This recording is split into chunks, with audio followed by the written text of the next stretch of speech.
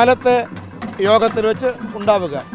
ഉച്ചയ്ക്ക് ശേഷമാണ് ദേശീയ കൗൺസിൽ ആരംഭിക്കുന്നത്. ദേശീയ കൗൺസിൽ ആദ്യം ബഹുമാനനായ സംസ്ഥാന അഖിലേന്ത്യാ അധ്യക്ഷൻ്റെ അധ്യക്ഷ പ്രസംഗം, അതായത് ഉദ്ഘാടന പ്രസംഗം ഉണ്ടാകും. അതിനുശേഷം രാഷ്ട്രീയ പ്രമേയം അവതരിപ്പിക്കും. ഞാൻ മനസ്സിലാക്കുന്ന സാമ്പത്തിക പ്രമേയവും അവതരിപ്പിക്കാൻ സാധ്യതയുണ്ട്. പിന്നെ നരേന്ദ്രമോദി സർക്കാരിൻ്റെ നാളിതുവരെയുള്ള നേട്ടങ്ങളെക്കുറിച്ചുള്ള രൂപരേഖയും ഉണ്ടാകും. അതിനെ തുടർന്ന് ഭാവി പരിപാടികളും ദേശീയ കൗൺസിൽ അവതരിപ്പിക്കും. നാളെ ഉച്ചയ്ക്ക് പ്രിയങ്കരനായ പ്രധാനമന്ത്രി ശ്രീ നരേന്ദ്രമോദിജിയുടെ സമാപന പ്രസംഗത്തോടുകൂടിയാണ് ഈ സുപ്രധാനമായ ഏറെ രാഷ്ട്രീയ പ്രസക്തിയുള്ള ഈ ദേശീയ കൗൺസിലിൻ്റെ കൊടിക്കൂറ താഴുന്നത്.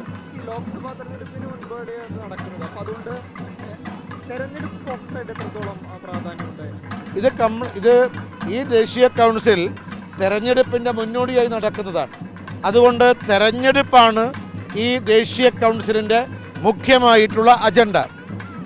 അതായത് തെരഞ്ഞെടുപ്പിൻ്റെ രാഷ്ട്രീയമായ സംഘടനാപരമായ മുന്നൊരുക്കങ്ങൾ, അതോടൊപ്പം തന്നെ നമ്മുടെ മുഴുവൻ സംഘടനാ സംവിധാനത്തെയും സക്രിയമാക്കാൻ, സജീവമാക്കാനുള്ള അജണ്ടകളാണ് ഈ ദേശീയ കൗൺസിൽ ചർച്ച ചെയ്യുന്നത്. മാത്രമല്ല 2019 അപേക്ഷിച്ച് 400-ലധികം സീറ്റുകൾ നേടിക്കൊണ്ട് മൂന്നാമതും രാജ്യത്തിൻ്റെ പ്രധാനമന്ത്രിയായി ശ്രീ നരേന്ദ്രമോദിജി തിരഞ്ഞെടുക്കപ്പെടും എന്നുള്ള ഒരാത്മവിശ്വാസത്തിൻ്റെ ആധാരത്തിലുള്ള ഒരു നാഷണൽ കൗൺസിലാണ് തെരഞ്ഞെടുപ്പ് അടിവാതിൽക്ക് എത്തി നിൽക്കുന്ന സമയത്ത് നമ്മുടെ രാജ്യ തലസ്ഥാന നഗരിയായ ഡൽഹിയിൽ നടക്കുന്നത്. അതുകൊണ്ട് ഇതിന് ഏറെ രാഷ്ട്രീയ പ്രാധാന്യമുണ്ട്, പ്രസക്തിയുമുണ്ട്. കേരളത്തിലെ സ്ഥാനാർത്ഥി പ്രഖ്യാപനങ്ങളൊക്കെ എങ്ങനെയായിരിക്കും ബിജെപിയുടെ എപ്പോഴത്തേക്ക് പ്രതീക്ഷിക്കാം?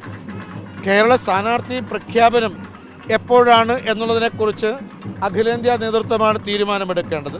ഏതായാലും കേരളത്തിലെ സ്ഥാനാർത്ഥികൾ ആരാണ് എന്നുള്ളതിനെക്കുറിച്ചുള്ള പ്രാരംഭ ചർച്ചകളും പ്രാരംഭ പ്രവർത്തനങ്ങളും ആരംഭിച്ചിട്ടുണ്ട്. ഇനി ഘടകകക്ഷികളും ദേശീയ ജനാധിപത്യ സഖ്യത്തിൽ ഘടകകക്ഷികളുമായിട്ടുള്ള ഉഭയകക്ഷി ചർച്ച നടക്കാൻ പോകുന്നു.